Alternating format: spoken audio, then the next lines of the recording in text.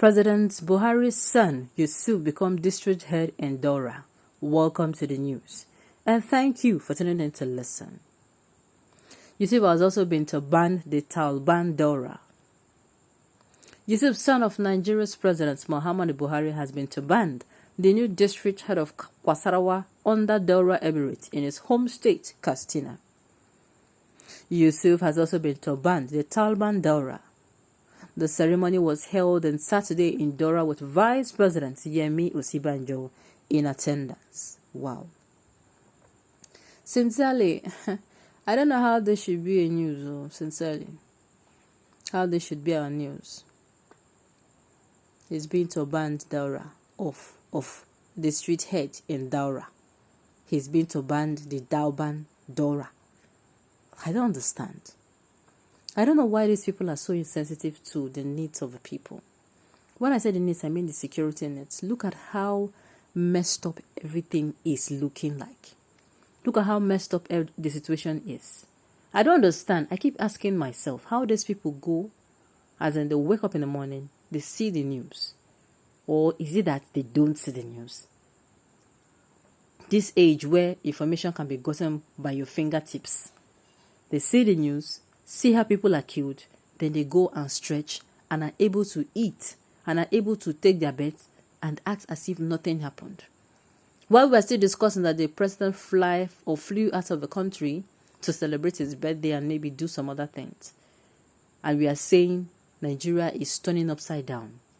A man who he has a gas explosion, and he has to be, careful of how he so that there will not be a spark of fire that is going to ruin everything. He's busy playing around with matches. He's acting so lackadaisically. And that is why I keep asking myself, how these people manage to sleep at night? How? Now the news in detail. Other dignitaries at the event include Senate President Ahmad Lawan, Governor Abdullahi Gandhi of Kano State, Aviation Minister Hadi Sirika, Niger Delta and Science and Technology Ministers, among others. On December 27, 2017, Yusuf was involved in a fatal power back accident around the Gwarimpa area of the Federal Capital Territory, Abuja, and subsequently admitted to Surgeries Hospital in Abuja. He was discharged from hospital on January 12, 2018 and flown abroad for further treatment. In August 2021, Yusuf married Zaria Bayero, daughter of the Emir of Bichi. The lovebirds were said to have met each other in the United Kingdom, where the president's son finished his undergraduate studies. Zara is a graduate of architecture from Brighton University in the UK. Oh, sincerely, I keep asking myself, what is the essence of this? What is the essence of this? What is the essence of this? Busy chasing clout while people are dying. Busy chasing clout while people are dying. Sincerely, if on this news issue now, we want to start, on this insecurity issue, we want to start breaking down things that are happening. Is it the ones that are not recorded? Is it the ones that are recorded that are ignored? You're going to weep. The thing is, we don't get, some of them we don't even get to see their pictures. But me, I have said it severally, I'm a very, very visual person. As you're talking to me, I am imagining. You're saying 50 people died. I am playing it in my head. How did they die? Was there accident? If you now see the accident, how did it happen? I keep playing it in my head. Sincerely. And yet, this one is now news. You're talking about how 40 people was burnt. Or were burnt, was it in a bus traveling from Sokoto? Why these so-called bandits, they want to spoon feed? These so-called bandits that they say, if you surrender, we are going to do this for you. We are going to give you a means of living. And we are going to do this. And I'm saying, just look at. These people have not come out and tell the victims of this Boko Haram or of this ISWAP or bandits that, look, this is what we'll do for you. And they do it. I keep asking myself, how did we get here? How did you get here? Okay, fine. People that have died, they have died. Okay. What of the living? What of those who witnessed these people and their life has never remained the same? What of those who are traumatized? Can't you do something for these people? Every time you hear, if you turn here, you hear advocate for bandits, you hear advocate for bandits, not just from one person, from more than one person.